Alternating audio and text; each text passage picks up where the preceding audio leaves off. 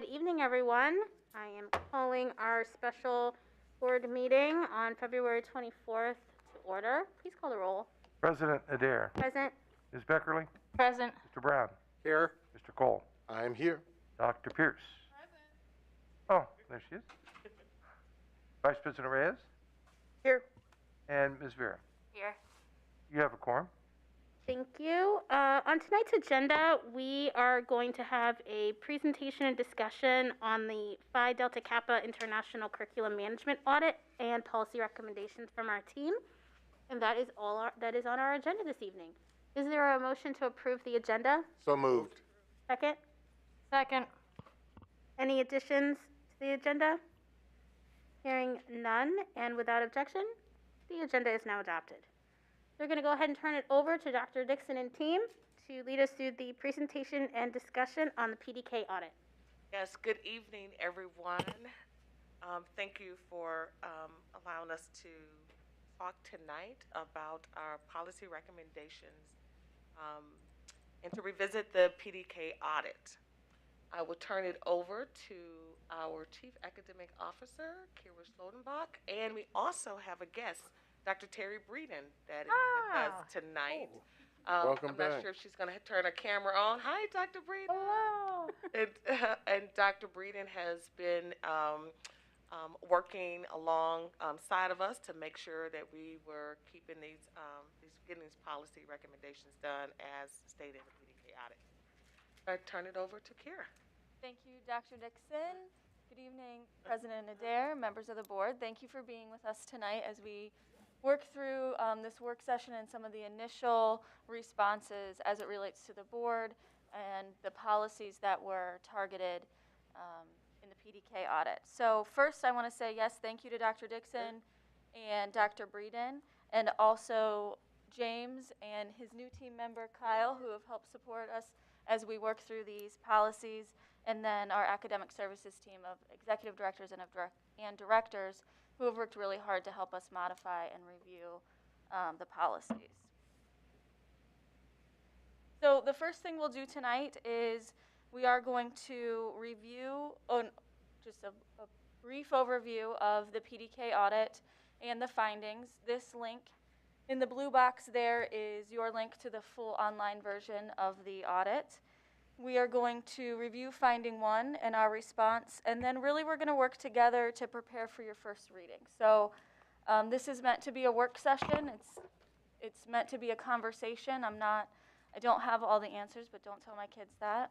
We really this is the time for us to get your feedback and for us to make any adjustments, as these are most definitely your policies to implement and to govern. So thank you for this time, and I look forward to facilitating this conversation. So Phi Delta Kappa is an internationally respected educational organization that supports school systems and leaders. And in 2019, they were with Columbus City Schools doing an audit. Their 5 standards that they reviewed are this: does the school district demonstrate control of resources, programs, and personnel? Does the school district establish clear objectives for students? Does the school district demonstrate internal consistency and rational equity in its program development and implementation? Does the district use the results from district-designed and adapted assessments to adjust and improve, and then also terminate ineffective practices? And has the district improved productivity?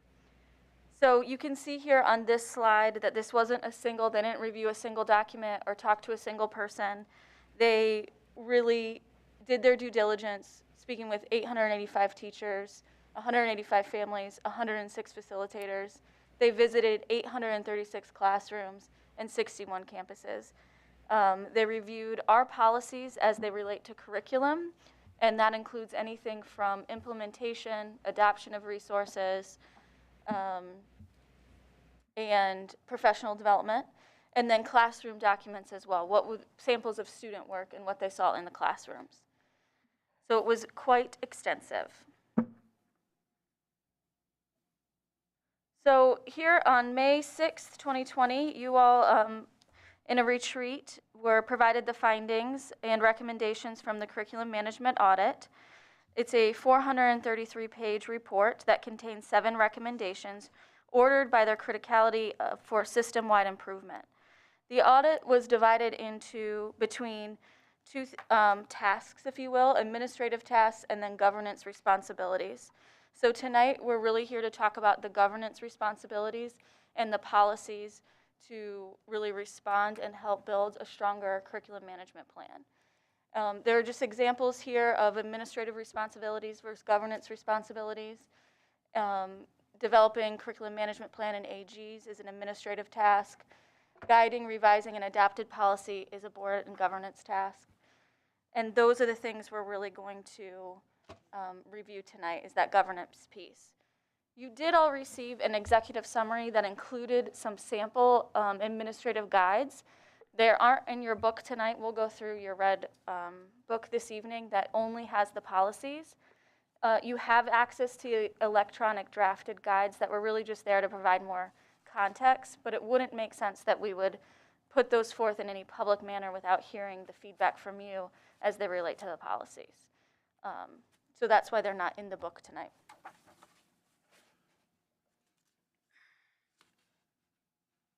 All right, here are our recommendations.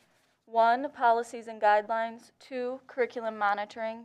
3, instructional delivery. 4, assessment, equity, human capital, and resource allocations. So one of the things to say is while we're here tonight to look at policy, these things don't happen in a vacuum. So the policy is going to touch recommendation, curriculum monitoring, and instructional delivery, as well as even assessment and equity. So there's a lot of overlap here. The PDK audit is a pretty complex, complicated document, and we aren't just touching things in one way. Certainly your policies drive our work in all of those. So I wanted to provide a little bit of context as to the journey we were on. So we see it in red there is 2019. They were in the district with us. In 2020, why didn't you hear from us necessarily last year around policies? And a big piece of that was that our teams were academic services, transformation and leadership, equity, and accountability, participated in professional development around curriculum management and development. And that professional development helped us understand that we had weak instructional policies, which is why we have several new policies to review tonight. Some policies just required slight revisions, but it was that professional development last year that we really did with PDK to dive deep into the audit and develop a plan to move forward. You'll see that we are responding to standards 1, 2, 3, and 4, and then also that this is going to happen over time. PDK was very clear when they met with us that this is a 4 or 5 year response and implementation. So these aren't the only policies you'll see us bringing to your attention. We will be back as we continue to work through them and really create a consistent and coherent policy into implementation as our teams work together. Here's what we're talking about today. PDK Audit Finding 1.1, CCS board policies and administrative guidelines are inadequate to provide comprehensive local control over curriculum management and related functions. And that is right on page 18 at the very beginning of their findings. This was just a visual we came up with to help us think about your role, Dr. Dixon's role, our role as administrators, and then how we see overlap. So across the bottom is the Board of Education acting as our foundation and our governance, human capital and resource allocation, and equity that will, those 3 things really driving performance assessment, academic services, and transformation and leadership, which we know those 3 things go hand in hand. And that is it for the PowerPoint. So now I'm going to orient you to our red book here, and we will review our policies. How it's organized is we have the policies divided into sections. The light yellow sheet is the clean version. The orange gold sheet is the marked up version. So these are the ones that are revised, that were existing. And then the second section are the new drafted policies, and all those are in green. So we were cautious as far as existing policies to really edit only what was necessary to align to any outdated language, terminology, or updated laws, or to respond to if it was directly called out in the PDK audit as something that was missing. So how the audit worked was they took a rubric for curriculum management, and then they combed through all of our documents, all of our policies, and they they wanted to award us points where we were adequate or had strengths. So a lot of the things that were called out didn't receive any points. And that's why you see it here today as an opportunity for revision or a completely newly written document. So the first one is policy 1230 and the responsibilities of the superintendent. And on that page 2, you'll see B is really where we've added a system-wide long-range educational plan for schools of the district, consistent with goals adopted by the board, and provided annual updates. Really, PDK called this out specifically for the fact that we originally did not have student achievement called out, annual updates, or that long-range systemic oversight piece. And that's the only difference you see in this policy. And if you're taking notes and want to look back later, that's called out on page 24 of PDK audit. Yara, can you tell me one more time the difference between the yellow and the golden sheet? Yes, your golden, you're gonna see in red, it's marked up. I prefer looking at the gold one because you'll see the change. The changes are in red. Did you see? The yellow is just a totally clean. This is the original. No, that's the clean version. No, it's just, yeah, that's what I'm, yes. Yeah. Okay, so this is the clean version of the proposed changes. This one Yes. just highlights the changes. This highlights the changes. Gotcha, Yep. okay. Thank you. And again, any feedback, feel free. Any feedback on policy 1230? Yes, ma'am. Cole and then Beckerly. Thank you, Madam President. Thank you so much, Ms. Schlombach, for preparing this, Madam Superintendent, for teeing up this conversation. I think it's timely and orderly, in fact. In the kind of preamble statement language, I think that it's important to put student outcomes focus. We have adopted wholeheartedly this paradigm, this model. I think it's important to state that in the language. I have it stated as such: the superintendent shall, in addition to the responsibilities required by law and the job description, provide educational direction and supervision to the professional staff and classified staff and act as a proper role model for student outcomes focus to staff and students at all times. Okay.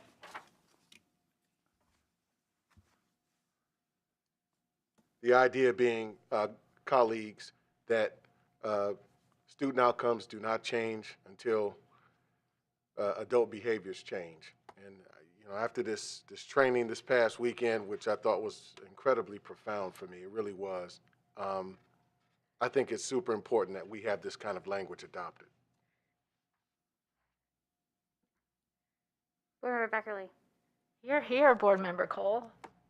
I'm with you on that. And entirely keeping with that, where we have consistent with the goals, I would increase on I would add in the guardrails, and B, where we have the red additions. And I'm wrestling with provide an annual update that includes student achievement targets. Consistent with this whole student outcomes focused governance, like the real thing that's different about it is that we're managing to leading indicators rather than lag indicators. So I'm almost wondering if some part in here, maybe it's not this one, or that we express the responsibilities to, in essence, if you say it's student outcomes focused governance, that's inherent in that. And so maybe we don't need to say it again expressly. Yeah. But, Broad as you know, the lawyer in me worries about inconsistencies. And so we're talking about achievement targets here. And to the extent that's not, either we cross-reference student outcomes focused governance there, or somehow or other, I need to think about it for a minute, and maybe James and his team can come up with the right language. But I just feel like we got to make sure we're not inconsistent. You guys want to join us at the table? Yeah. Please join us at the table. On y va. So I got to think about it for a minute. I just want to make sure that we're not saying, we're not saying something inconsistent with this whole student outcomes focused governance model. So, I don't know if we need to have Fix it right specific, now, but yeah. these ideas, is that what you're looking for? And then Yeah, I think this feedback is good. I think that we can probably finagle this and send it back to you guys based on that feedback. It sounds like we want consistency with student outcomes in, maybe B2. Member Brown. Thank you. I've got several thoughts, and they're more pertaining to process than anything substantively with these proposed policy changes. And that is, I think that if we go through this entire policy book this way, we're never going to get done tonight. However, what I'd suggest is that we run through the changes and hear explanation, and then allow this to go to the policy committee. We've got some really good folks that will help us with this, that are used to writing board policy now, and they will be able to take a look at the parts that have not yet or have not been proposed for change. While we're going through it, we might as well do that too. And I think with the committee's recommendation, and obviously any proposed changes will get run through Kira and her team before they come back to the board. And I think that might help and shortcut the process. I don't know if there's any deadline for completing this and adopting it. Yesterday. Yes. Yes. So there's urgency Yeah. in responding certainly to PDK moving forward, especially as they come with our new policies and curriculum management, for sure. And even more particularly, Eric, the student outcomes focused governance model that we've adopted. It's incumbent of us to do this timely, yes. All right, then, in that case, what I'd suggest is that we go ahead and do what we need to do tonight. And then following adoption, that the policy review committee take a look and see if there are other things within these policies that need attention. Sure, that sounds fair. Yeah. I like All right, let's keep going then. Okay, so the second one, development of administrative guidelines, policy 1230.01. This was called out in administrative guides. Auditors found no policies that require job descriptions of positions on the organizational chart. And that's on page 24. So this, again, was just an opportunity to create a stronger policy by adding and job descriptions. Any feedback on that? Go ahead, Kara. Okay. 1530.03, evaluation of other administrators. This includes particularly central office staff. On the second page, you'll see basis for evaluation. PDK found no reference that was made to considering student achievement gains in the evaluation process, and there was no linkage between evaluation processes and accountability. And this policy actually received no points due to that, because it wasn't tied to student achievement or student outcomes. If that's language we'd rather use. Member Beckerly. Again, and I'm feeling a little sheepish about this because I know this has been a lot of work, but we're going to bump up against student outcomes focused governance again, because that has a very clear structure that if we are abiding by that in its totality, which I think we should. I mean, I'm not suggesting we shouldn't, but just so you know that we haven't implemented it all. But if, as we continue down this process, if we implement it as structured, the superintendent's evaluation should be solely based on whether the targets are met or not. I mean, that's the way it's structured in that rubric for the Student Outcomes Focused Governance Manual. So we have to, again, make sure we're not being inconsistent in both places. Okay. Well, this one's This about, is other. yeah, this Yeah. one isn't about the superintendent. This Yeah, would be this is the about other her. Oh, Or administrative. Oh, administrative people. I But misread to it. your I'm point, sorry. what I thought you were going to say is there might be some cascading down Right. of that, Yeah. right? And just like we talked about our, the goals and the strategies that you have, how does that cascade down, and what responsibility do these administrators have, and maybe somehow calling that out a little bit more clearly. Because you do it in the plan. Yeah. Yes. It's called out clearly in the plan. Yeah. Other comments? Okay, go ahead, Kira. All right, policy 2114, meeting state performance indicators. So this proposed change is really updated in response to the ODE report card rating system changing. They'll stop using the A through F grade scale and start using a 1 through 5 star scale. So the policy, we've changed the wording to be good standing, since the A through F will no longer be used. Any comments? I have a Rebecca Lee? I don't really have a comment on this, but at some point, we were supposed to get back to somebody about if we needed some, a tutorial on how the report card changed. Misty, you're supposed to tell Misty. Okay, I'll tell Misty.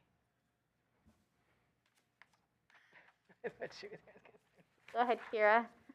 Okay, school improvement, is that what you all have next? Yes, okay. This revision strengthens the use of standards in school improvement and clarifies the role of the area superintendent in school improvement. One of the themes we found in PDK was that we did not link our curriculum delivery to national, state, or high-quality standards, and then our policies were not specific on whose roles and responsibilities it was to enforce that. So that's why you see these changes here. Comments? And that's page 23 if you're going to look at it later. Oh, okay.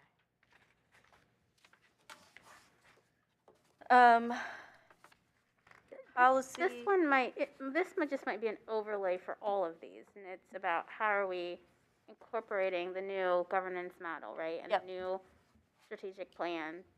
And so maybe thinking about how, if we need to add some things in here about those kind of process. I don't know, I haven't read through this in detail enough, so. So in that first paragraph, you're thinking? I don't know, To read, maybe. yeah. Just like, it might just be a blanket comment now from here on out about all of these, right? Yes. I mean, No, it's good feedback. I have a quick comment. Yeah, go ahead. I like the idea of spelling out the area superintendent's role, so that they can start treating their region more as a whole, or as a distinct organizational unit, and have more ownership of it and more clear. So I like that a lot. Thank you. Go ahead, Kara. Innovative programs is next. And here, I have a quick Oh, question. About, Sorry, going oh, backwards. it's okay. my apologies. I have a question about 2120. Okay.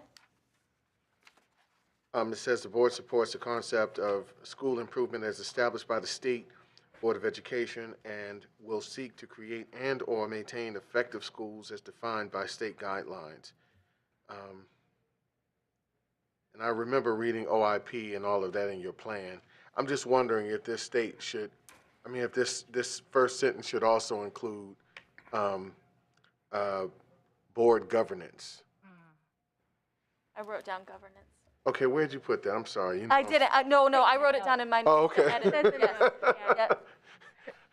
Yeah, because, you know, while we obviously care about the state standards and all Absolutely. of that, I think, you know, we know what's best for our kids too, and we want to make sure they're meeting all the things that, you know, we want. So, incorporating that sort of thing. Yeah. Dr. Pierce. These are, this comment is just real general. So in terms of all the policies, there's some inconsistencies in the use of board versus Board of Education. And keeping in line with Board Member Brown's request that as we move forward to make these revisions, let's make sure that we're consistent in the language and who we're identifying as the responsible party. Yeah. So I appreciate that. We've made some of those changes, and we know there's more to make in here, for sure. Yes, there's quite a bit that Yep. I've just noticed. Okay. Thank you. Is there any language in, okay, good, okay. Under the supervision of area superintendents, the district and school level building leadership teams are responsible for quality planning, implementation, and ongoing monitoring and reporting for all components. I think it's helpful to make sure that we have language of such to the superintendent. Because I don't really see that even in your piece, in terms of her role and responsibility. I don't necessarily see the reporting side of what's required in her role to us. And if I might add, I think on our policy committee, we have had a number of conversations to use Yes. the language the superintendent delegates or who the superintendent holds responsible. So while I appreciate my colleagues liking the fact that the area superintendents are highlighted, that's inconsistent with how the policy governance committee has put the language together thus far. Right, I ain't talking about please understand, I'm not speaking of our area superintendent. I'm speaking of our superintendent. And not seeing that language that is congruent superintendent would to say delegate. that you are required to report to us X, Y, Z. Right. Yeah. Through your delegation of it. Okay. And so then my concern is just simply being consistent with the With the language. language, and is it the superintendent delegating to who she sees responsible versus the area superintendent Right. being Right. named, Designate. A designate. named in Right, the right. policy? Yep. I agree. Right, Yeah. yes. I agree. Okay, the next one is innovative programming, and the auditors found that the policy didn't have any process or assessment of process or planning linked to our original innovative programs policy. And one of the things that's important when we think about new programs in a district is that we provide guidance for how to plan for that program, implement that program, and then assess and monitor it. So that's why these are the changes you see here. Comments, questions, Dr. Pierce? I mean, this one is interesting because it's literally, the whole policy is pretty much read and rewritten. It might be helpful as you guys send this back to, or for revision, that you include the actual original policy. It's on the back. It's on the back, Yep. yeah. Well, I mean, I see that, but I'm assuming there's something before because it says revised 2022. So is that this revision? That's this revision. That you've added? So on the other policies, it doesn't say revised. It just gives active. There's no indication of revised 2022, which makes me think there's something different going on with this policy. Yeah, I see what Do you see the inconsistency again? I see what you mean. Madam President, Go ahead. is there, so my thought is, because she raises an interesting point, and it even goes back to a previous comment that was made at a previous board meeting, where this innovation section of our work is something fairly new within the past, 4 years, where we actually had a board committee that was innovation-oriented. The name will come to me shortly. But we had an innovation committee that actually put this kind of what we have in policy into actual practice. And the collaborative work between the board, the superintendent, and staff to identify areas where we wanted to be impactful, design new curriculum and opportunities in the district via special programs or otherwise, and then build it out from there. Vet it through that committee even. So I'm thinking that this is kind of the same thing. I don't think this is the same thing. But I just want to be clear. This, I want to be clear. seems to be tied to something that's called Innovative through ODE. The ODE's process, and So there I don't is- think it's just anything that we think is innovative, right? Yes, it's when the board decides that the district wants to have some new innovative program that they bring. What PDK audit said that we were bringing new programs, but we were not measuring them, we were not evaluating them, we were just starting new programs. So what we're saying now, that if we're gonna have new innovative programs, so if, that's what you see on the back on page 11. When the board wishes to promote and continue improvement of instructional curricular programs, that's what we said that we were going to do. And we, PDK audit is saying we have to do more. Thank you. So we have to, if we're gonna start new programs, we have to evaluate those new programs. And so what we're saying that the front in red is like, this is what we're gonna do now. We're gonna have measurable outcomes, performance indicators.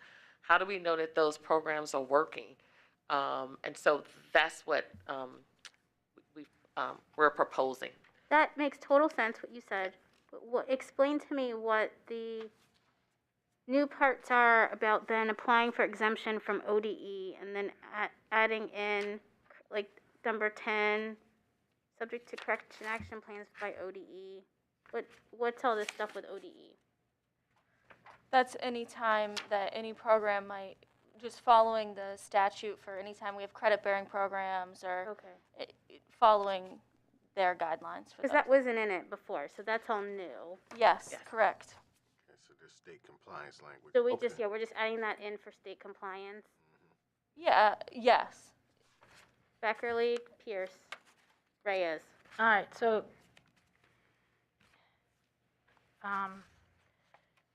can I just restate what I think this is? So they looked at what we had before for innovation and realized it wasn't structured enough, it wasn't disciplined enough, it wasn't. There wasn't any guidance provided around the innovate. So when this is- PDK came in, we were doing something some places, totally different things other places. Other places and nothing. Without any just- guidance or expectation from the board. Well, and in terms of my experience, this is going to stop willy-nilly, here's the new program this year, this is a new program next year that we used to euphemistically and irreverently call flavor of the month. So, like, I understand the purpose of this. This is really great. I'm wondering how Portrait of a Graduate ties in, or does it matter? Or will it be disciplined in all of these things because it's an innovative program, so it doesn't, or if that's even a relevant question. I mean, I guess because in a way I'm thinking we have this big innovation happening over here, and this is more just about discipline if something else comes along. So is the question about Madam President, is the question about accountability of a particular special program or? You know, I guess the question is more about if the purpose of this is to bring in that discipline with new programs, that's really good. And then I'm thinking about, let's make sure, maybe this is the point, let's make sure we don't bump up against something where the Portrait of a Graduate, which is this huge innovation, doesn't somehow mesh. And that Or something else, one of the things the board said that, some programs would not be underfunded, right? So you have said clearly, let's just, for example, restorative practices, right? That's a program that, how are we going to, if the board has said we're going to adopt restorative practices across the district, how do we measure and decide if that program stays? We have nothing now was to say that this is something that we want to do, but it may not be a program that if we decide, well, we have it in our guardrails, may not be a good example, but for the sake of this something example. that wasn't in the guardrail. Right, so we say that we're going to keep this program, we're going to measure this program, even before we even start and bring a new program to the district, right? Here's some guidelines now before we start these innovative programs. So it's like structured thinking. Yes. Dr. Pierce. So I just pulled up Ohio law, Rule 33014601, which is highlighted in the policy, and we literally took word for word from A all the way down to 10A. This concerns me because in essence, what we're saying becomes the measure for our programs is the Ohio Code, which is being put forth by the Ohio Department of Education in a small window. The application period opens January 24th of 2022, and applications must be submitted by March 28th of 2022. So is this something that occurs every year on a rolling basis? Do we know that this policy or this law will be lasting and substantive? I guess I'm concerned. So can we have Kyle? Okay.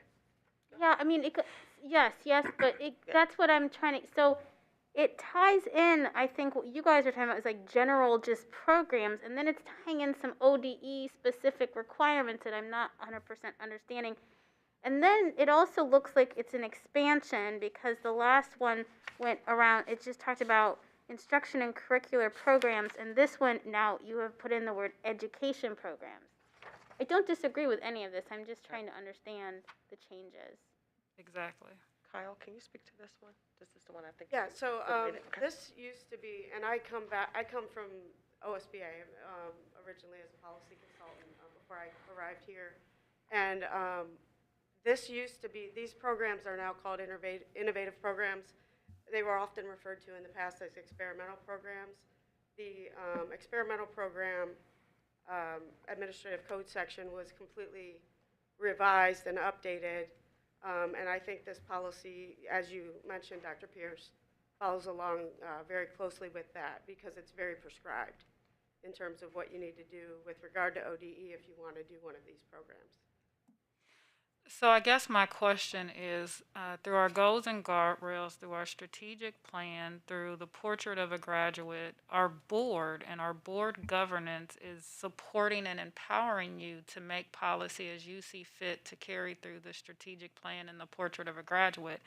Why would we handcuff ourselves to this policy in our specific governance model? So not all of our innovative programs would necessarily be, that we would call innovative programs, like let's say summer experience, for example, be filed with ODE as an innovative education program. This policy is for the programs that we would want to file with ODE so that we are in line with them to call it an innovative educative program. So might I suggest that we have two different policies? Can we have one policy that says what we'll follow, our administrative guidelines for what we will follow when we're going to apply for ODE's innovative certification?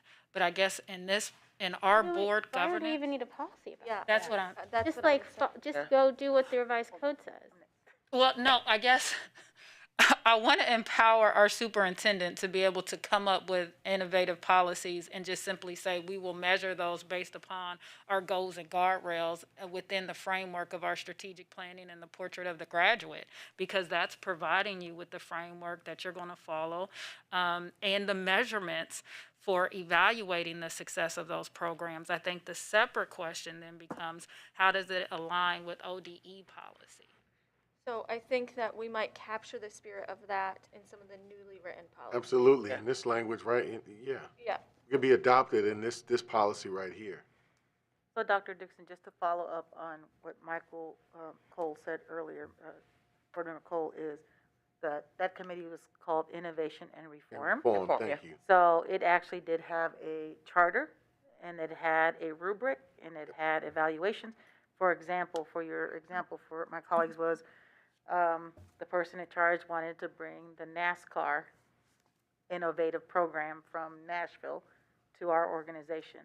So they ran it through this rather large committee and said, what would it take? How would it be measured? How would it be evaluated? How would it be all these things that you said. So there is some language in their charter That could be that existed, that some very good people worked on. So if you wanted to take look into that to see if that maybe answers some of the information that we're asking for. And those good people, Dr. Dixon, incorporated a lot of our current community partners. Did. Yeah. I know I can. There were a number of folks, city year, who are all on this committee. Yeah, I remember. I was there my first year. Yes, Board Member Beckerly. All right, I'm going to blow this discussion up in a different direction. And Dr. Pierce actually, I think, hit on it. We're about to, at some point in the near future, undergo what we call is a policy diet within the student outcomes focused governance. And I think part of what this discussion reveals is this is more appropriately administrative guideline for Dr. Dixon to monitor the innovation throughout the organization, whether it's within this ODE framework and it qualifies as an ODE innovative program or whether it's outside of it.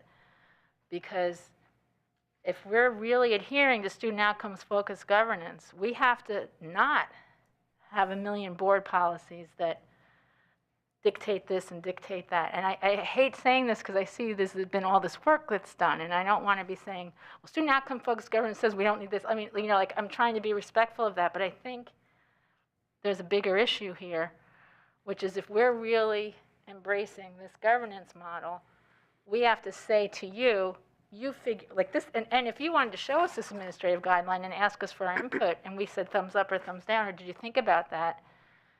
That's all it would be is our input. It's not our telling you anything, and it's not our issuing a policy. So I think that's worth contemplating in all of this. That's good feedback. Board Member Brown and then Cole. Yeah.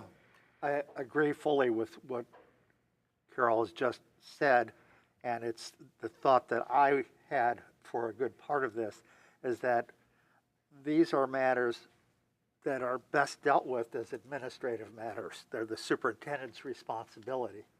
And there's not this kind of role for the board.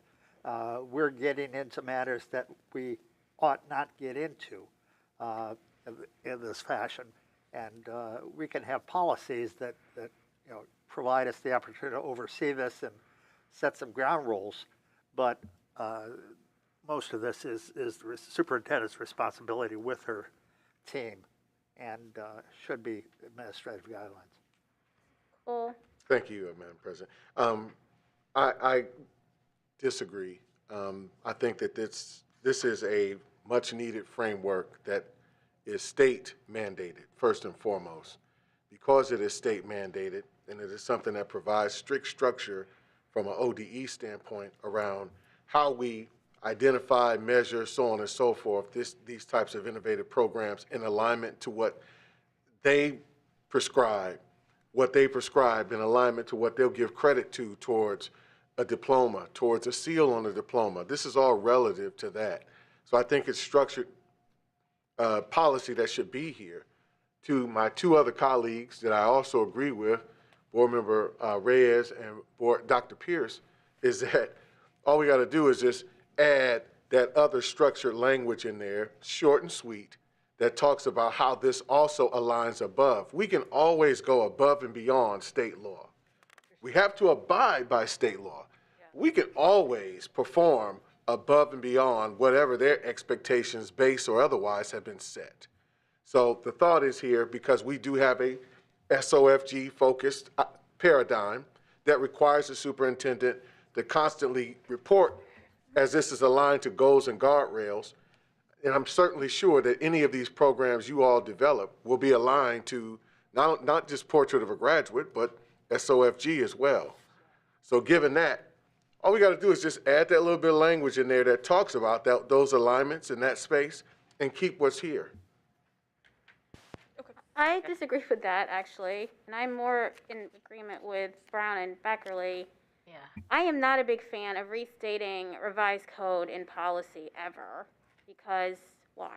It's revised code and we can cite to it, and if that's all this is, and it's not about how we choose to measure, which I do think is your choice, our own innovative programs, if it is about just doing something ODE says and following their process, I mean, maybe it's more about adding something in the responsibility of the superintendent section that says she will abide by all Ohio laws, or something like that, and it's just one of those broad duties and responsibilities she has, and then she has these things in her administrative guidelines, if she even needs it there. I don't even know, because it is just following what ODE, it's an ODE process, and we don't outline every single ODE process in a policy. Unless it's something, unless I'm missing something, why it's so special, why this is so special. Well, it's special because you had it existing and PDK found it inadequate. Well, just because it was existing doesn't mean it's good. I mean, Totally agree. Totally agree. I also want to say a caveat is that this isn't encompassing all of our policies that we have on board. So we do have policies that are redundant of both federal and state. And if you're saying, and the board, you want to move forward in a different direction, I just want to call out that that's going to be different for many policies we currently have in place. Including, Madam President, sexual harassment, all of that. So there all be even some aspects of our finance. It's only a matter of just stating what the policy is. I mean, I think we don't have to write all of it out. I'm the EO officer, right, for the state, so I get that. But that doesn't. You know, there's some reasons why. That's why I was asking. Is there a reason why this is so special that we need to call out a process that ODE has? Well, and more importantly, do we need to call it out at the board level as a board policy versus Dr. Dixon wants it as an administrative guide policy? Because I think there's layers of it. Yeah, exactly. And the policy committee has generally disfavored writing out state law or any law within the policies. We refer to it, and that's enough. I think one thing to consider about this particular policy, it is not a required policy that you have in your board manual, your board policy manual. However, it existed in your board policy manual when this audit was done, and they called it out. And so what I think the team has tried to do is address that call out. We can respond to that in a variety of ways, and that really is up to you. We can pull back and do an AG instead that makes sense and works for Dr. Dixon and the board. But we still need to do something with the existing policy. Well, I'd say get rid of it. And that's an option. And then address the concerns, because you know what? We do need to measure things. That's really important. We do need accountability and all of that. So a lot of times when PDK mentions, essentially looks for this criteria they were using to measure us, they either looked in policy or they looked for administrative guides. And they really left it up to us on which way we went. Now, this one was already existing policy, which is why you're seeing it here like this tonight. But Kyle and I had particularly good conversation that everything PDK said didn't necessarily need to stay policy or even AG. So I think this discussion is really fruitful for moving forward. Okay, any additional comments on that? All right. Next one, Kira. Okay. We are on to homework. You will see a line at the bottom that said it should never be used as a punitive measure. One of the things, this is a little bit different, that PDK called out was the need, or they directed us to really content specialists to review all of our policies. And so when our content specialists went through and reviewed this one particularly, it was found important by our team that we add that line.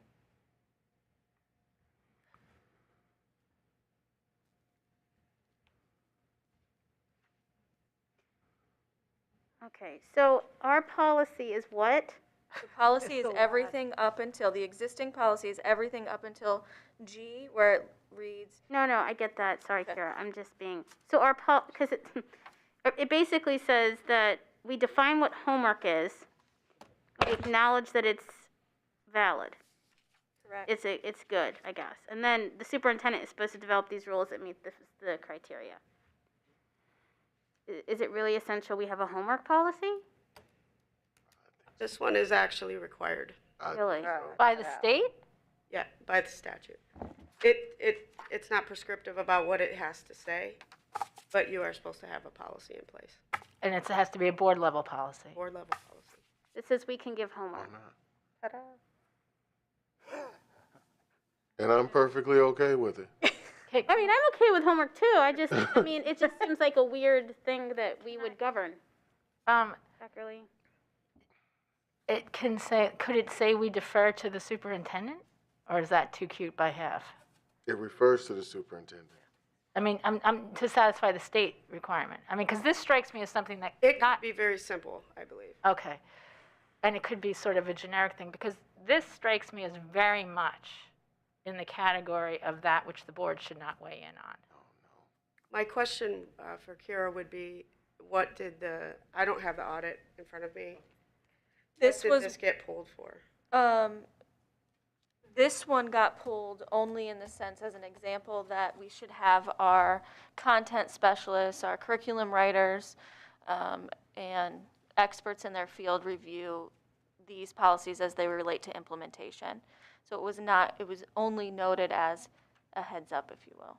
It's a low-hanging piece of that PDF or PDK.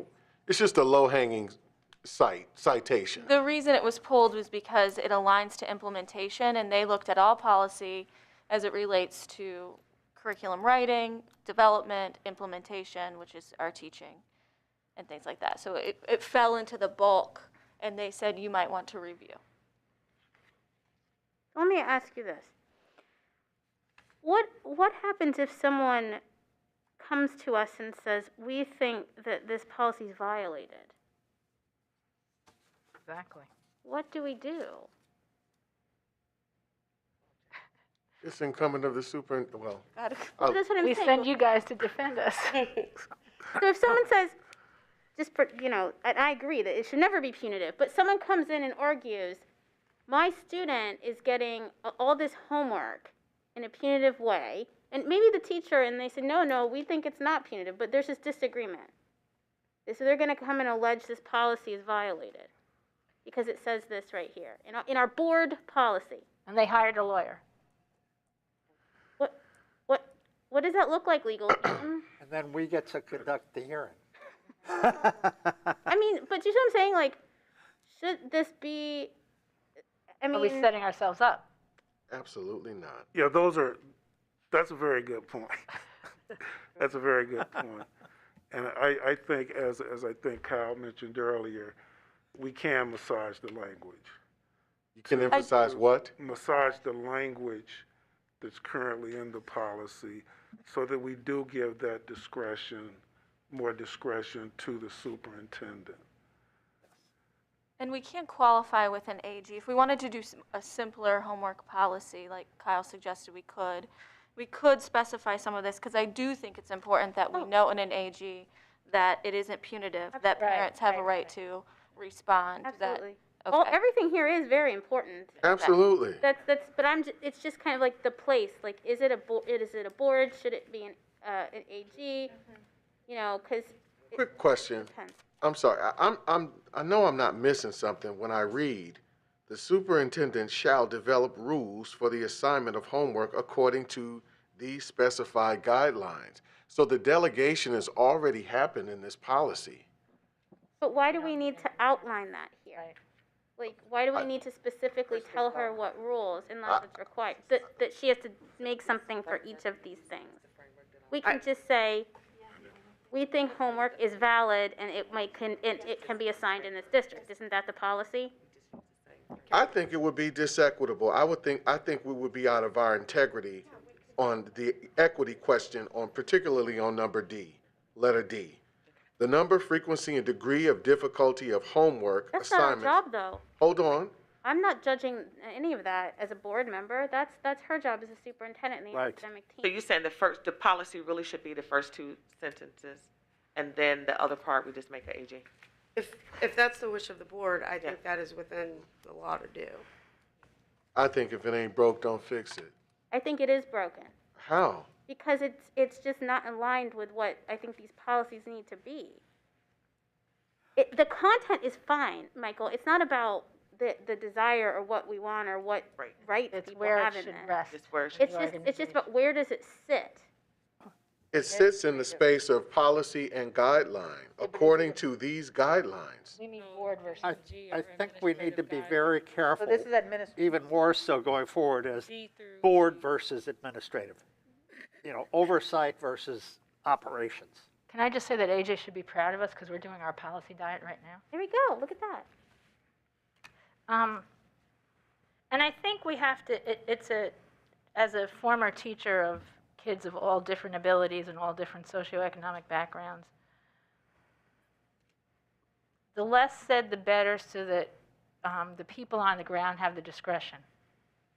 Because sometimes homework can be something that's really damaging to the kid who doesn't have support and can't get it done. Sometimes it's exactly what's appropriate. It really is a game time decision to some extent. Completely agree. And again, I think that spirit of differentiation, responding to the student, it lives very much in our new policies in the green section. And it's about that's how you do the whole child. Every bit of this language prescribes to the whole child in Yep, terms of education. Totally agree, Michael. Totally agree on the content.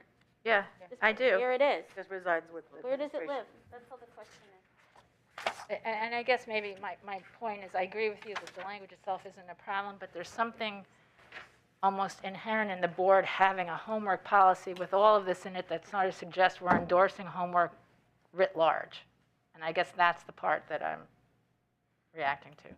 So does the idea of choice of books. That lies in our space as well, and historically has done so.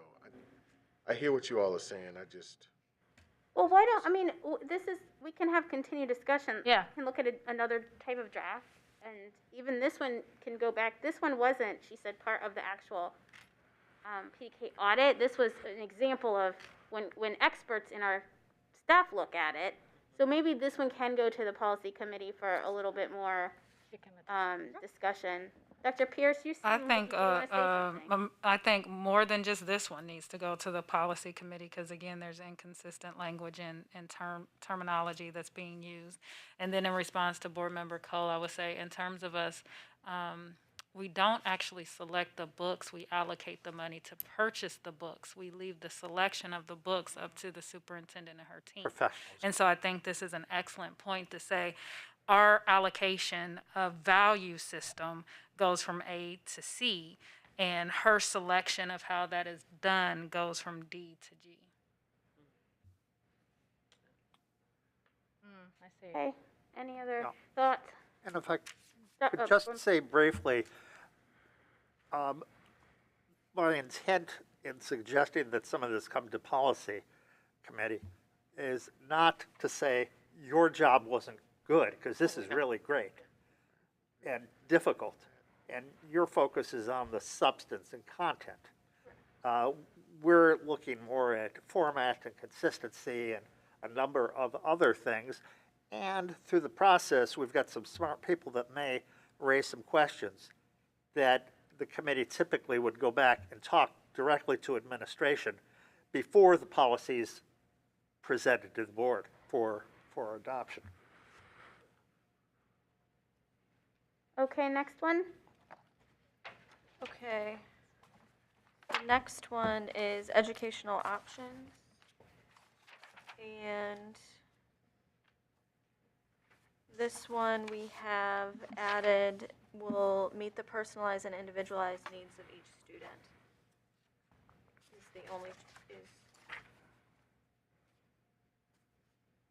The other are very minor changes.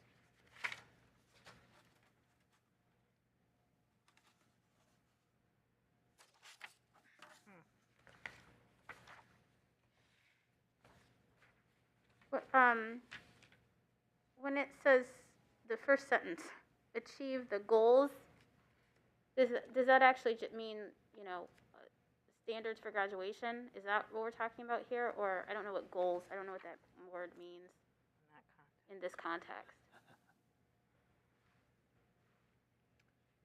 I would say these are the goals, your goals, as outlined by the district. So this was actually a really great point that PDK found that there lacked a consistent really mission from the board for students. So I think this is a good one to note and come back to when we look at the new ones, because we've drafted some of that language for you, and we could tie it to be more specific. Again, we could also tie outcomes, student outcomes, to this.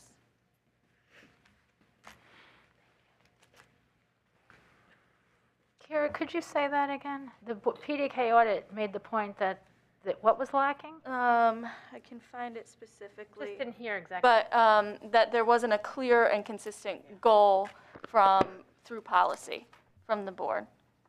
But that was pre-goals and guardrails. Correct. Yep. Do you think that they would say that now? I think if you don't list it in policy, they will say it now. So the goals and guardrails need to find their way into policy. Or we can just say the board. We can be specific here and call out board goals or student outcomes, and you will be more consistent with that language throughout. So capital G, capital G. Right. Okay. Kirsten Cole. What concerns me about this policy is it is a Neola policy that's been laid out, and I don't have problem with the additional language. I have problems with what is struck out of the policy, in particular administrative guidelines. When we're creating alternative educational programs, I think it becomes important to have those administrative guidelines to help provide that framework. So I would like to see guidelines put back in here, and I would like to see the language around the superintendent shall develop the administrative guidelines necessary to implement this policy to stay. Hey, Jen, I got something. Cole. Thank you. There are a couple of things, and they both align. This idea, so in one of the definitions of your strategic plan space, curriculum resources are identified as those typical classroom types of resources. This policy does the same thing. I think it's really important for us to consider other material asset resources that otherwise enable these in-class resources to be available to students. Proper facilities, proper equipment. I think these kind of material assets should be incorporated in this language. It's time for us to change our behavior and not just accommodate for what we traditionally look at as inputs for curriculum. I think it's time for us to expand that and incorporate facility type things that would otherwise be inputs that are antecedent to having things in a classroom that kids need, if I'm making any sense. You are. I understand.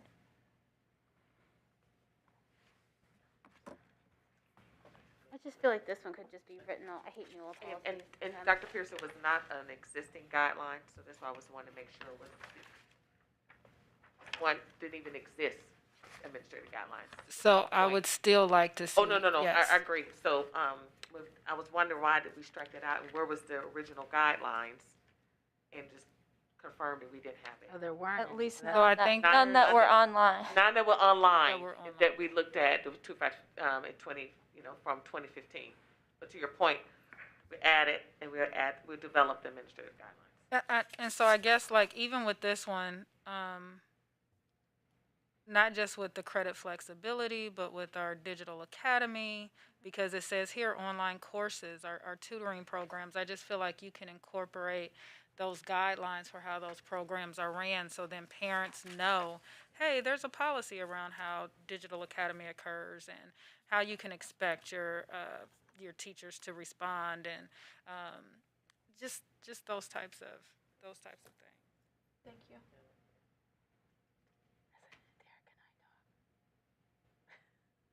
I just think this one could be written better. I'm having a hard time with it. I don't know why. Beckerly. You know why? Why? Because when Neola was incorporated, we haven't had a full board review of yeah, policy. a full board, yeah, It goes a to full policy board committee, review. then it So it's gets been a little while. Okay. very rarely. Beckerly. I think, yes, I think it's written like a kitchen sink, and to say it's going to meet personalized and individualized needs of each student, that could be anything. So that's like one thing, but I think more to the point, this again, I think is one of those things that shouldn't be a board policy at all.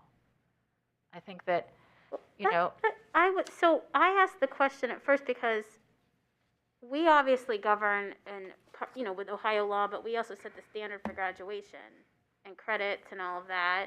And so that was my question. And I guess I'm trying to understand the point of this policy. I mean, I know it's a Neola policy, and I can read it, but in general, it's vague. what part of board governance, I mean, like, what are we saying that these things, if proper credit is given, could substitute for pieces of curriculum, following whatever procedure? Like, what is it at the board level we're doing with this policy? I think at the board level, and maybe Kyle can weigh in too, is that you're ensuring or you're setting an expectation that the superintendent implement alternative education options or multiple educational options for students. Except it doesn't exactly say that, but I think that might be what it's trying to do.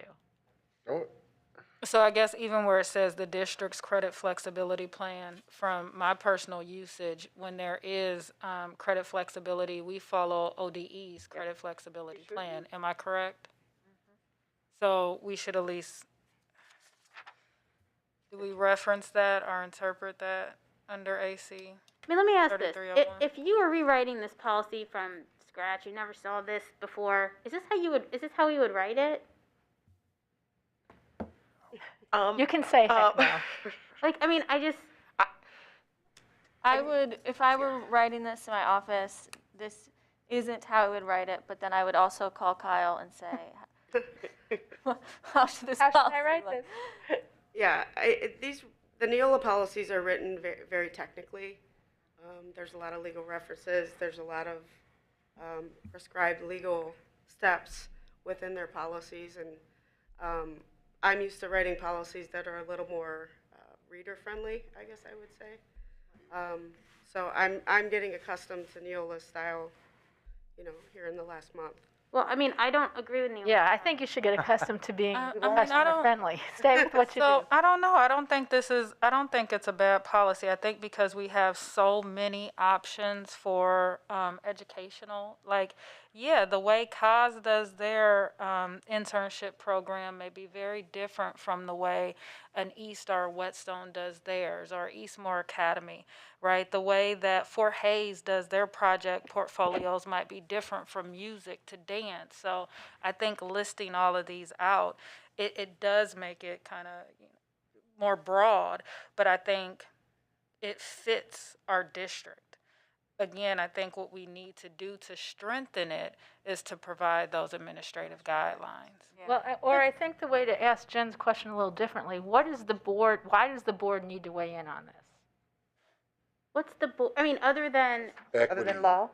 Not just equity, but we need to see more expansion of our educational opportunities. I mean, if we think about COVID-19 and the opportunities that students have to not just learn on online platforms, but to learn a variety of things, and if we want to move forward with our high school course curriculum options and have not just honors, but Latin being taught across our districts by a teacher that's stationary here or at one of our buildings, I mean, we need this type of policy. totally agree, but I guess I think then we need to change our goal.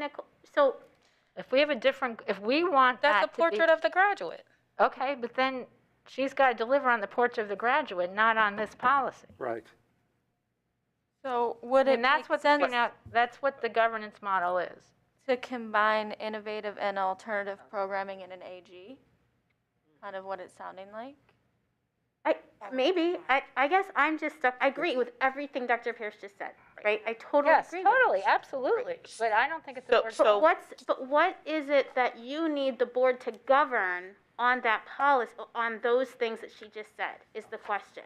Is it because they are alternates for credit and it's something that, we are saying these are graduation requirements and somehow we need to establish alternate for credit? Or do you need us to commit to fund them?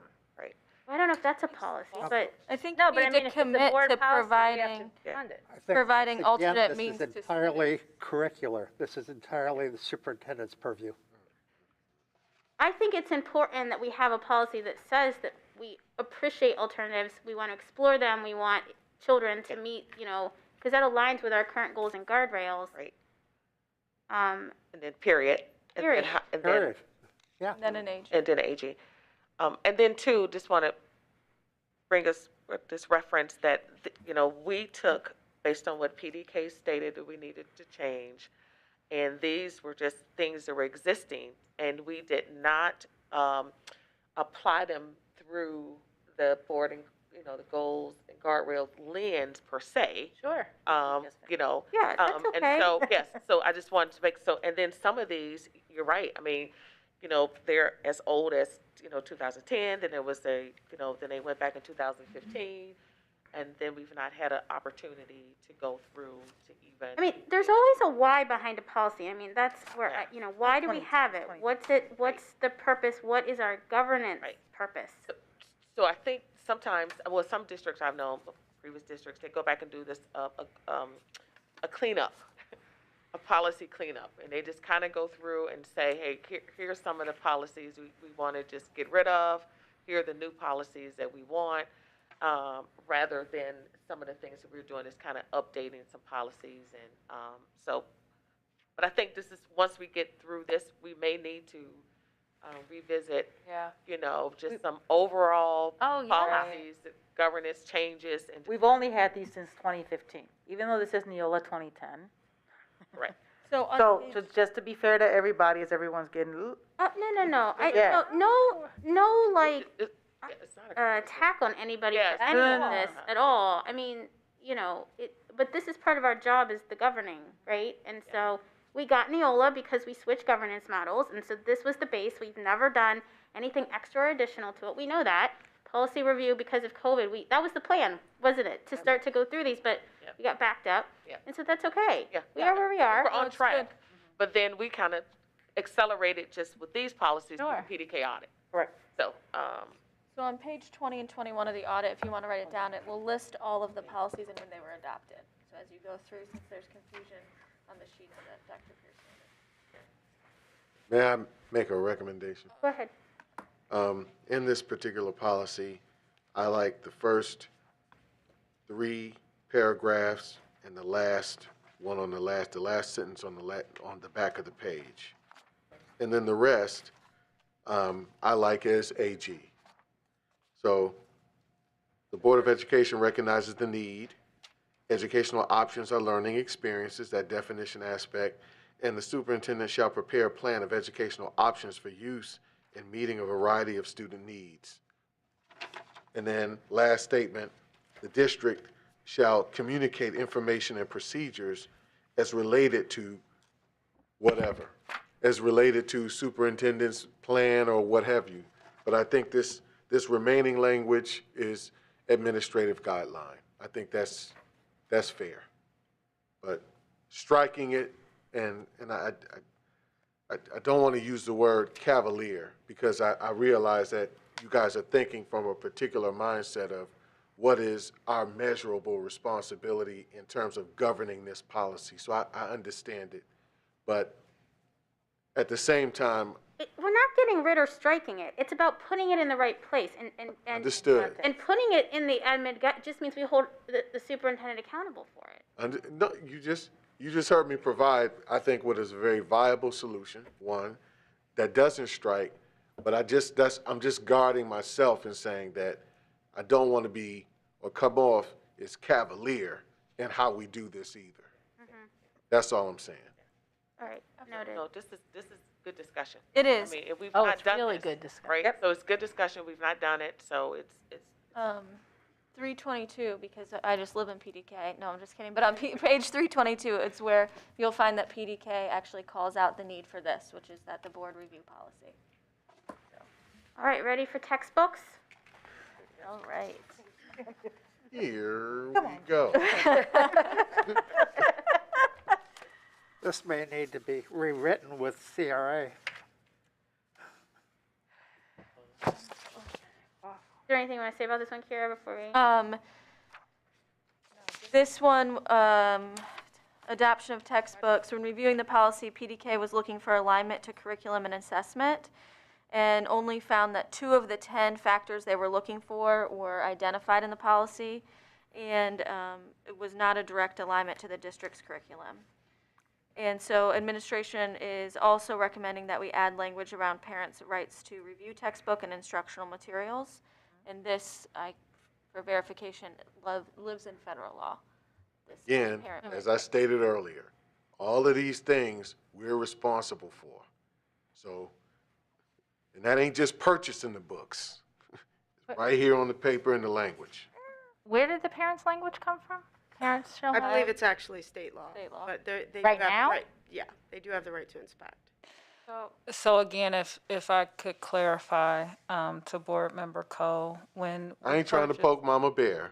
When we Just making a purchased a point. number of different softwares and during COVID and virtual learning, and we got emails from parents about grammatical errors and culturally insensitive work, I just want us to be very clear.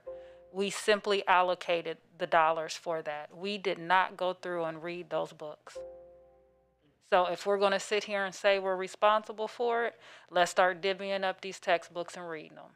I'm not a person that says one thing and does another. I put my money where my mouth is and my actions show it. Well, I mean, that's a good point, because it's the first line of this thing. Is that in law? I mean, or should we really be looking at the textbooks?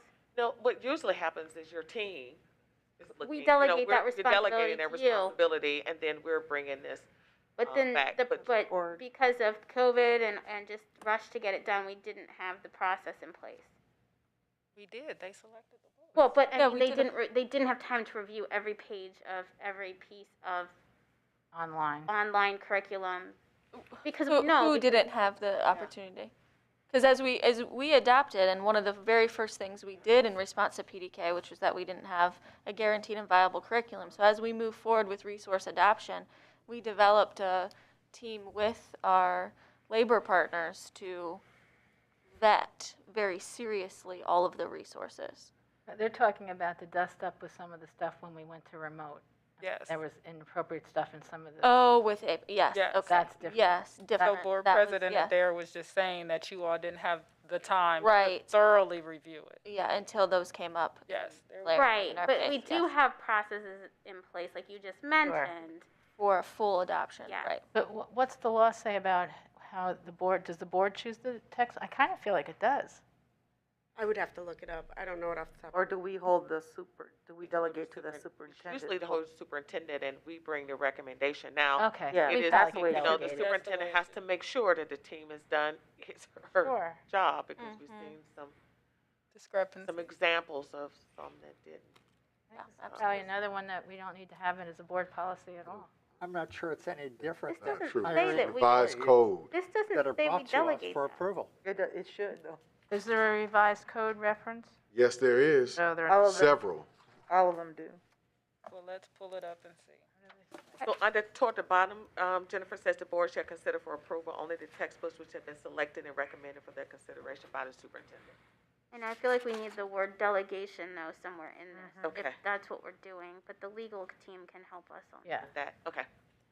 Because it starts off, it's the legal responsibility of the board to approve textbooks. Yeah. Instead of it's the legal responsibility of the board to And if I Uh, could, let the, tell the And we delegate that, and we are allowed to delegate that upon her recommendation. So what Dr. Pierce is saying, what does that actually mean?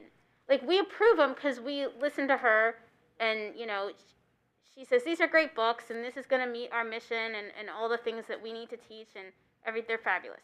And we're like, awesome. We don't go page by page through books. Nor should we. Well, right, but I guess that's what I'm saying. Like, what is that actually when we are, you know, responsible for approving textbooks? What does that actually mean for us? Because you know what? This might come into play very soon. Yeah. Yeah, really. so as I'm is. going through the revised coming. code, the ones that are mentioned, like the very first one here, it literally focuses on us purchasing the materials and making sure that students are not getting a fee for their textbooks. 3321 though says that we have the sole authority in determining and selecting all the following to be used in schools: textbooks, instructional materials, academic curriculum. may permit educators to create instructional materials. Nothing in this section is intended to promote or encourage. So if that one's saying that, so again, we need to go through all the revised codes and see. The way that Right. this board has operated is that the responsibility is placed with the superintendent, the recommendations come to us, and we provide the funding for it.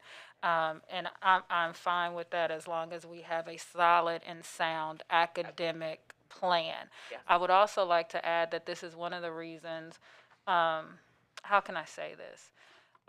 When we were looking at having an academic committee, and AJ recommended that the whole board be the academic committee, this was one of the things where it was preferred that the responsibility for selecting the textbooks and the curriculum lies with the superintendent, and we just confirmed that through the spending of the resources, that we wouldn't get in the weeds with selecting which books, what curriculum, what lesson plans. I think that's smart. They are the experts, right? Yeah, I think we probably need our legal, we're gonna stop playing lawyer up here. No, there's three of us. Because we have three of the Yeah, can board. you guys review this and figure out if it's delegable or not? Yes, There you go. Yeah. I made a note already. Yeah, I mean, only because I think of what's gonna be hitting us soon, and Agree. so Yeah. this That's is, the key, yeah. And if, I think there's a recognition that board members don't have the time or the expertise. or the expertise to do that. And sometimes it's just a matter of wordsmithing to get to delegation. The board saying the administrator shall, the superintendent shall ensure that whatever comes after shall. So that you're getting what the board is getting what it needs to ensure that it's carrying out its responsibilities. And I think Brown? we have to understand that there are some people in the community, parents or otherwise, who are not going to accept that and want to hold us personally responsible for every word in every textbook. And I mean, that That's is our what risk. it is, and that's what I'm talking about, right? And so that's why then we make sure we have a really strong process that is transparent and people understand how we go about selecting, vetting, aligning books and materials to our curriculum and goals. And so, you know, that's what Kira was just explaining, the process, just making sure that that is out there and in an admin guide or whatever, right? So that these things are very solid as we kind of move forward in this space. Former Rivera. And I just want to add, as we're talking about this specific topic with thinking about all of our learners, you know, visiting a lot of our schools, you know, we have a lot of hearing impaired kiddos who they do not have access to a lot of these books and the things, the softwares, like iReady, for example, you know, that's a big issue that, you know, our kids are on iReady and it's not available in the format that they need to be able to really use the software the way it's intended. So it's not specific to this policy. However, as we're thinking through what this could look like, and maybe that kind of falls into the AG process, but I just want to be mindful of all of our kiddos and how they learn and making sure that, you know, as we're thinking through that, we're thinking about our textbooks and our materials through the lenses of the way all of our kids learn. I appreciate that, thank you. I mean, I think that could go in the, I mean, if we think that's really important, which it is, you know, having something in there in the superintendent's responsibility to ensure that all and it aligns with our goals and guardrails, that all students, child. no matter ability, have the things they need. I was just looking to see if there was something that could say that, but if that's not something in there, because that aligns with what we're having her do, so, good point. Okay, so does anyone want to actually talk about the textbook policy? We kind of talked like big broad strokes about it. Any, like more specific comments, questions? If we're gonna talk broad strokes, we might as well look at instructional materials and equipment right behind With it? Okay. Yep. Very similar in spirit to this discussion. Yep, same thing. Yep. Oh, there you go. There's Yep. And Madam President, if I can say something about this. So this kind of also ties into what Board Member Cole was mentioning earlier in terms of making sure that our classrooms and our students have the materials to also carry out the curricula that, you know, is being implemented. And I mean, and we know that that's not fully happening. And so it's, you know, it's incumbent upon us to really think about, and I see that listed here now, but really figuring out what is our, how are we going to track that? How are we really going to make sure that our kiddos have the materials that they need to do the activities or really follow through with the curriculums that are being hand selected by administration? This is for, but this one's for our teachers, right? That our teachers have our materials, correct? This one? Yes. The first one's our students, this one's our teachers. Right. Yeah, but even the teachers, they don't have what they need. I mean, yeah, right. I heard that all day today. So I think it's kind of like they can only do so much with what they have or don't have, which ultimately trickles down into. Yeah, I wasn't negating Yeah. your comment. I was just making sure that. Yeah, right, absolutely, and that's part of what we're all working towards. So good points, Board Member Rivera. I think that, again, this goes back to, though, this idea of, what we just Our talked role, their about.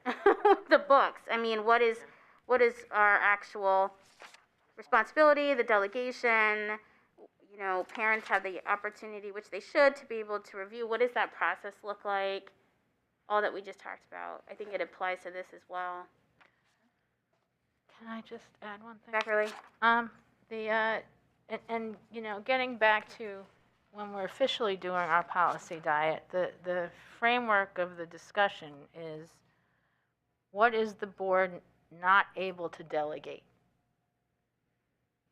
And that should be where we have our policies, the things we can't delegate. And so it occurs to me that I mean, maybe it's just in statute, if parents have the opportunity, we don't need a policy for it. But I mean, I think that's the lens, to some extent, what we need to be looking through these policies. And I think maybe, you know, we might not go on as strict a diet as AJ wants us to, but let's categorize these and maybe even provisions within them as we look at them, so we know what we're doing that's extra versus the minimum that the board's obligated to do by law and can't delegate. So we kind of have a sense of where we're falling in terms of adding more constraints on the superintendent in theory than the statutes require, and whether we want to do that or not as a board, and so it's an intentional decision. And I don't know if it's more constraints, it's more of accountability, I think, to a degree. Like, I see what you're saying, but I also think that, you know, we talk about accountability and how we're going to move forward now that we've identified the goals and the guardrails, and how we're going to really quantify, you know, our superintendent and so on and so forth. This is kind of our blueprint in saying, okay, is this happening? And so I don't know that it's for you know, a limiting purpose. More in my mind, it's more of an accountability piece. And that might be the distinction between when we keep it and when we don't. I mean, you know, I think that. Yeah. And then also just remember that one of the highlights from PDK audit was that they would go to different buildings and teachers were teaching different curriculum. Right. So what some of them may say, well, we don't have what we need, but they were teaching they were not teaching the guaranteed viable curriculum that the board had adopted. So they saw this just multiple examples of teachers just, for whatever reason, they chose not to teach the curriculum that was adopted, but they thought other materials were, you know, they found that in their minds more helpful and that was more appropriate for students. And so, you know, we want to make sure that teachers have what they need and students have what they need, but these are the resources that the board has adopted and we believe should be the curriculum that should be taught in all schools to all kids per that grade level. So we just have to make sure, but to your earlier point, do we have it for all kids? We don't want any kid to not have access. It's an equity issue, right? So we're teaching a curriculum and teachers don't have the materials that they need, and we're saying that that is the board adopted curriculum, and then all students don't have access, so we made a note about iReady, then how are we tracking that, right? How are we making sure that that is not happening? So I know that's why this was a big call out early on. I mean, the first couple of days that the PDK audit went out, I mean, the team went out, first couple of days they met with our team and said, you know, we see a big problem, a big gap. So this is on I page would- 25 if you look at it later. I would like us to really lay out more around what we mean by materials and equipment. A lot of times we focus on the curriculum and software, and I had the opportunity to go into Ennis a couple of months ago. We don't have whiteboards. We still have these big, bulky black TVs and not flat screens that teachers can interact with and pull the internet up on or pull YouTube up on. They have computers, but the computers don't work. And so for me, when I look at this, the selection of instructional materials and equipment, that's what it's relating to. And for me, that's an equity issue. If we have some schools that have whiteboards and access to YouTube and all these great technologies, but then we have a school literally maybe 10, 15 miles from the other school that doesn't have access to those resources, that's an inequity issue. And I think, too, it provides an opportunity for us as a district to really think about what those materials are. You know, I'm always that parent that is quite surprised when you have headsets. You know, at Clinton Elementary, my kids had to have headsets so they could work on the computer and put them in. And, you know, I was the cheap mom. We bought the cheapest ones that Staples had, and every 2-3 months I was buying new headsets, right? And then the teachers started to buy those, and that was expensive for the teacher. So I think as a district, we need to start thinking about what are the things we need to outfit our students with, outfit our classrooms with, and that's a material and equipment issue. If we're using iReady, if we're using all these computer software programs, we need headsets. The kids need those. Absolutely. They might need some glasses that can block the blue light. Like, have we thought about that? We might be damaging these kids' eyes before we know it because they're spending so much time on computers now. Brown and then Cole. Yeah, I think I agree with Tina, but the thing that we also need to keep an eye on, an equity eye on, is that just because one school has something and they have a need for it, so we provide it, doesn't mean other schools have the same need or other students have the same need. And we have to provide equipment and resources that are what each school and what each student needs, rather than simply everybody gets everything. That's true, but I don't think that's. But examples that whiteboards allow teachers to move and do stuff with different And screens. some teachers may want them and some teachers may not want them. Okay, We're in the so- 21st. so- We'll talk offline. Yeah. Yeah. So important discussion, and actually I was gonna rein it all kind of back to the policy anyhow. This is all, and so maybe this is a better question about the why of the policy. Should the policy actually be something else or say different things, even though I know some of this is by law, but I think you're hearing something different now. We really wanna focus on ensuring equity and ensuring basic standards of materials like across the district. What does that look like? And having accessible, you know, options for kids. I don't know if that's a different policy, maybe that gets to something else you've drafted. But coming back to this one, so we've added in for both of these the parent part. So if I'm a parent and I see that I have this opportunity to review and inspect, how do I know how to do that? Is that a process that you've already written? Do we have that process? And then what happens if, what does that mean to me? Inspect. What does that mean? I mean, it doesn't mean I just get to look at it. I mean, what happens, right? And you know, how does that kind of interplay with, I hear you. you know, things that are coming. So I just am, again, I just want to make sure we're prepared. I do think parents absolutely should know, and we put things out there, and you know, we have. I mean, you guys. I'm not trying to be vague. We have 2 pieces of legislation that impact curriculum and the ability for parents to inspect or make complaints. So It's coming. It's coming. And so I just want to make sure that we've really thought through this. I agree. I think we have an opportunity with the AG to get, or at least even link and provide clear steps for how we can do that. Cool. Well, thank you. The overarching issue is that this is an input. All of these things are what, according to our governance model, would be called inputs. Inputs, outputs are your responsibility, ultimately. Inputs and outputs are incumbent of your oversight and how you apply them, how you choose them. In certain ways, I don't particularly like this, but this is one of the ways in which I will yield to exactly how we should be even having this kind of conversation. I don't think that there's not a necessity for this because, again, it at least gives you an idea of guideline around what needs to happen. And then the rest of this language in here would then become your guidelines as to how that would happen, your space in which you can move to thus come back with us about what you decided on as an input, what you've reported to us as an output, and then what we have oversight of as outcome. So I want to make sure as we continue to have this conversation, we don't get lost in this input conversation about what kids need. I think it's helpful in terms of context. I think it's helpful in terms of giving you some sort of idea about how big or how small things should be incorporated. But at the end of the day, that's your responsibility. The inputs and the outputs.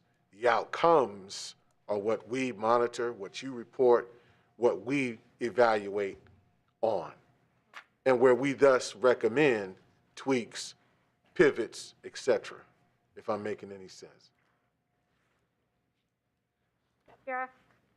And so, I totally appreciate what Board Member Cole is saying in terms of inputs and outputs, but ultimately, I guess my thought on that is in order to achieve the outcomes that we have identified as a board, I feel like it's important for us to give input to some of these things because, and I'm going to just be honest, there's been years, generations of yielding and not saying something. And I understand That's that. really not what he's saying. And I just want to make No. sure that that's clear. We're not, this is the hard part of the governance model. He's speaking about governance. Don't worry, we tell the superintendent all the things we think. No, I'm not saying that. I didn't get to finish before you cut me off, so I wanted to explain. Hold on. I understood what he was saying, but I don't think you were understanding what he was saying. No, I do. I do understand what he was saying. I felt like you were going someplace that was not where he was going. Well, you didn't allow me to finish what I was saying. No, but go ahead and say your point because no, go ahead. I think you you didn't let me finish what I was saying, so I think I want to make sure that go ahead and you state your point first. He is speaking about board governance models, not. You've come with very, very critical, important, on the ground information, which is absolutely important and part of our job. Right? But when we're talking about policy development and the governance model, that's what Board Member Cole was talking about, the structure of what it is that we do and measure. Right?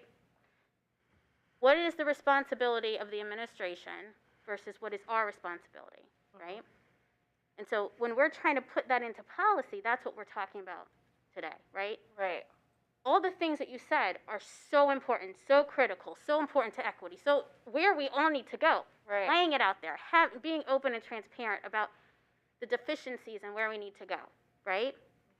It's just because it's, in this space, we're talking about the governance. Does that make sense? Yeah, it makes sense. No, I get it. And I completely understand what you're saying, and I definitely understood what Board Member Cole was saying. I guess my point was, the inputs and the outputs, figuring out, I understand that's the separation from what the governance model piece is, but I guess to a degree, figuring out a way that, I guess my point is figuring out a way that we can be intentional through these policies to really make sure that we're setting our students up for the outcomes that we've identified through the goals and the guardrails. And so that's, I guess, what I'm trying to. Right, it goes back to what, like I said, maybe this isn't our actual policy. Like, Yes. right? I think that's what. We Yeah. have to have legal things, Yeah. but maybe we're No. looking for a different style or different way of saying what our actual board policy is around these things.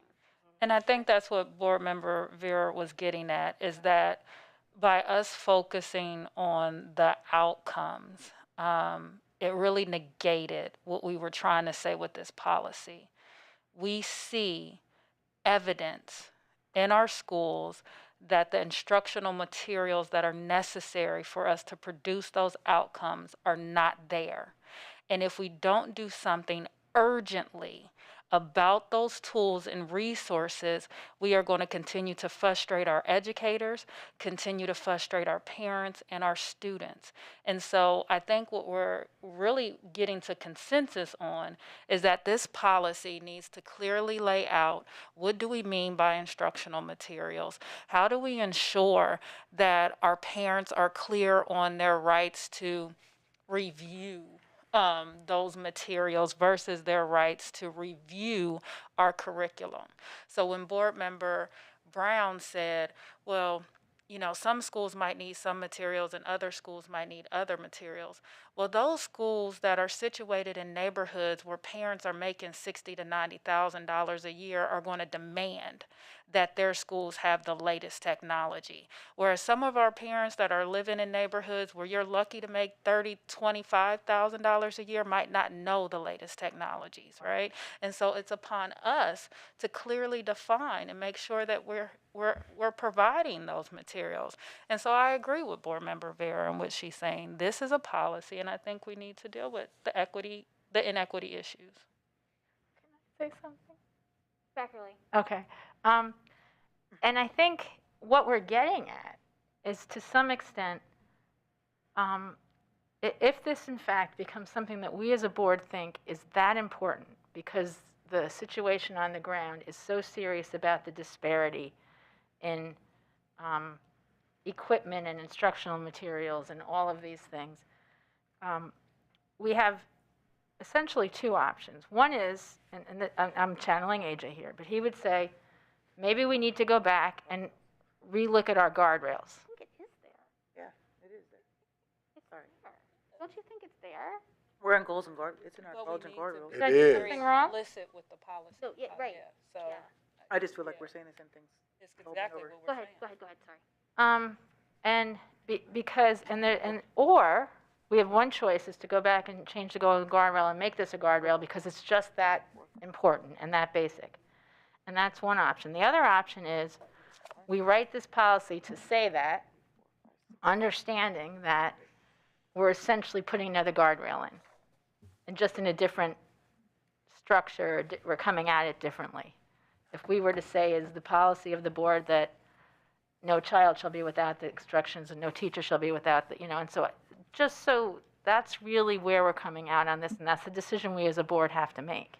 So I want to bring us back to what the PDK looked at, which was curriculum, whether we had a written, viable curriculum, and that whether or not we were teaching what we said we were teaching and assessing what we said we were teaching.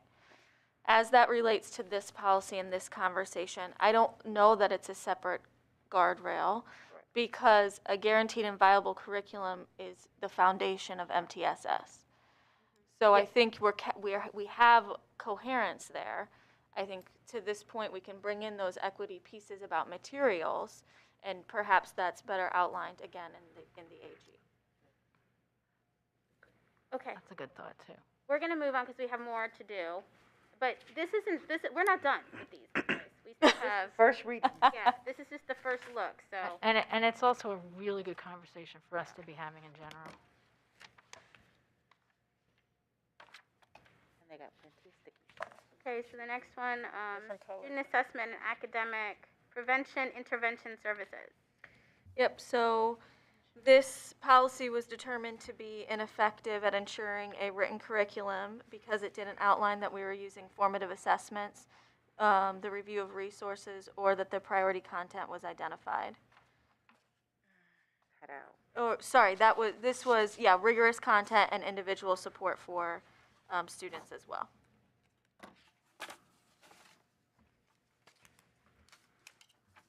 Comments, questions?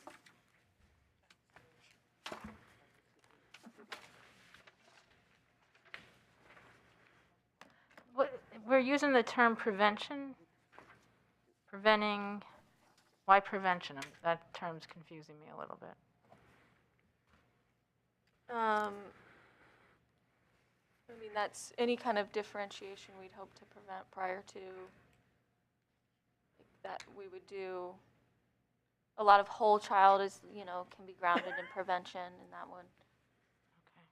Do you see this? Reyes? So, the first sentence on the second paragraph, the board shall administer the state mandated test. Is that the language that we want to use? I don't think so. I agree. 'Cause I don't know if you want me at a testing site. You might. Again, one No, of those it's really awful. things that, yeah. It's all throughout the policy. Yeah. So I think this is another one. Some of these are the same, I mean, Yep. I think you can take the Same lens comment. you've just had the previous conversation and Yep. overlay over all of them, right? Points to superintendent, the superintendent shall, yes. Yes.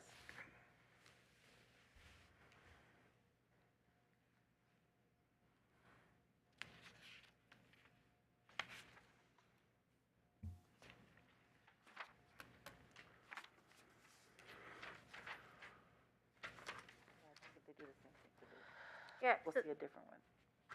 yeah, I don't know. I think if you do the same thing for Yep, this, that I that we've given you Yep. feedback Yeah. before, we'll see a different policy when when you all come back.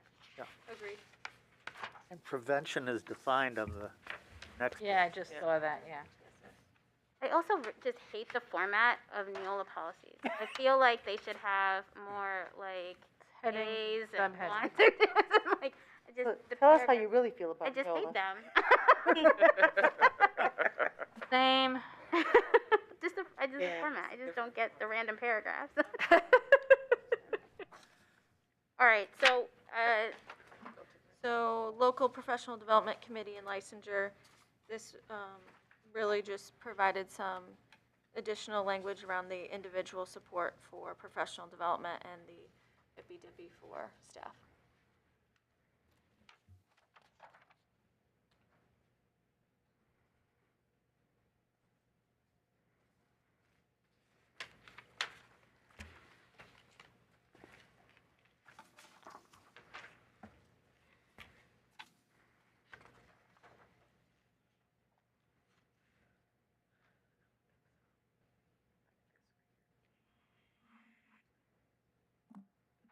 That's fine to me.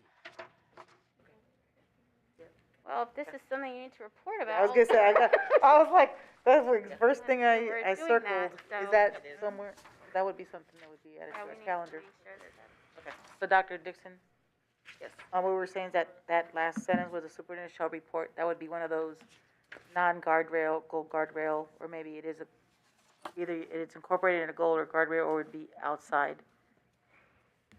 One of those It's other, attached to one of your goals for professional development. yeah. Or one of It's their guard- strategic guardrail goals, number 'cause it's 4. for the staff. Yeah, So it ties to some guardrails for the staff. Yeah, So it very much She should could be tie it to number calendarized. 4. The 3 Ensure and 4. culturally relevant staffing. The Just an interim measures FYI. for the guardrails. Okay, I think that we're just talking about how to evaluate. Yeah, we'll on come that back, one, because I don't, so- I mean, we may say it, I mean, it's not, we can come back to Yeah. that. I mean, it could be a report out, but it's not tied to, it's not explicitly tied to our board goals and guardrails. We can infer that it is. Are we Well, talking? what is the profession, what do they do? What is this Oh, committee? you know what, I'm sorry, I thought you, which one, I- under professional staff, under the last The statement? ippy-dippy we're talking about. Yeah, Yeah. It's, when people So- go back, go ahead, and get their, credits, It's their professional growth development plan plan, that they have to do as part of licensure. I have to do that too when I get my license. I do. Yep. You do Yep. it. You take all your courses and keep it, a log on it, a committee reviews it to see if these meetings or these professional development, programs that you're participating in, if that's going to provide you with your credits that you need to get your license removed. I guess, I mean, I don't know, I was reading it that it could be in any number of these, depending on how you would like to look at it, right? Because this is about ensuring a qualified staff, right? Yep. And professional development. So it could be in any of the guardrails or goals even. I guess it just depends on how you want to report. I guess what we were saying is, it says you're supposed to report on it. It's I'm not been a sure culture. we've had that's- reports on this yeah. committee. Right. So, So I have a quick question. Well, So if Dr. Kerr. it's around their certifications, aren't there some state requirements to that as well? And I'm not Yeah, this is seeing any of that Yeah. It is. in there. Right. So can we add that or just refer to the state policy or language in this policy? Because I feel like we need to make the distinction between the two. Okay, thank you. Does everybody understand? mm-hmm. Yeah. Yeah, and there's no citation to state Yeah. code in this one. So these are the new. Okay. Next. New policies. All right. Right.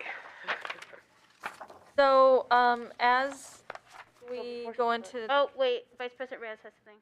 So, just a point of order, Mr. Bahoric, this was, noticed till 8. Do we need to make an extension of the time as a motion to finish these 3? I'm assuming we're not gonna finish in 6 minutes. Do we have to extend? Don't know that you've ever posed that question to me before. Ramona has some more to go. Just kidding. No, I don't. Actually, I ate dinner. Um, So I'm good. I'm good for you guys till 9, but I'm sure So that. did the notice contain a specific start and I think ending it just time? had a start Did it? time.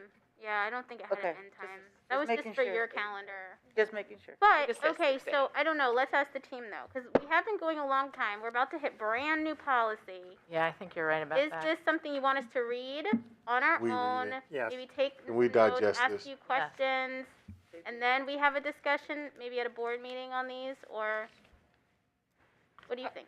You want to So- talk about them first, and then we can, that's, opens if it you up want to to read homework. them to have better conversation, I'm Yeah. flexible, so.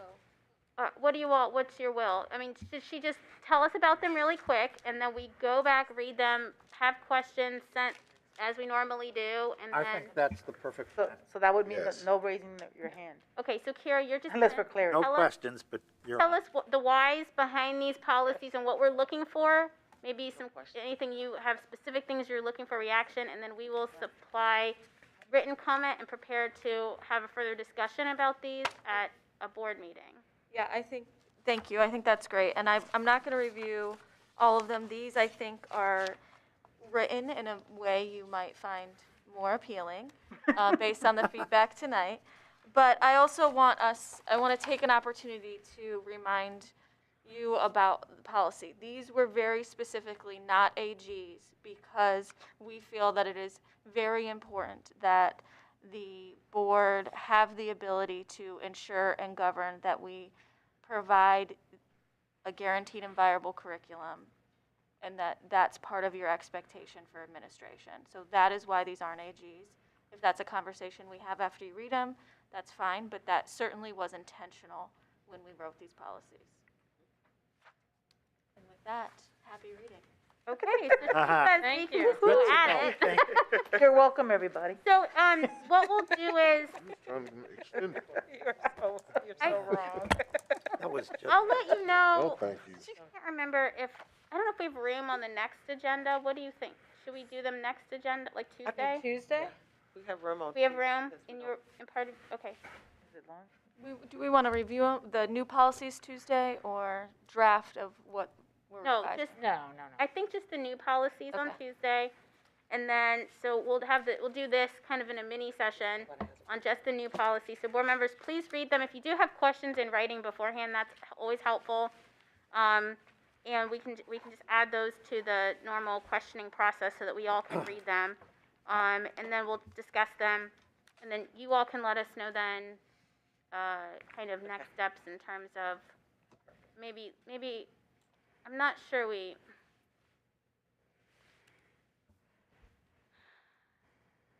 Because you have a special meeting to. Yeah, we have, Yeah. we'll figure this out. We'll I'll figure figure out, it we'll out, figure yeah. out logistics Yes. And you'll when I'm not communicate to us. tired, and we will let Communicate everybody to us. know. Yes.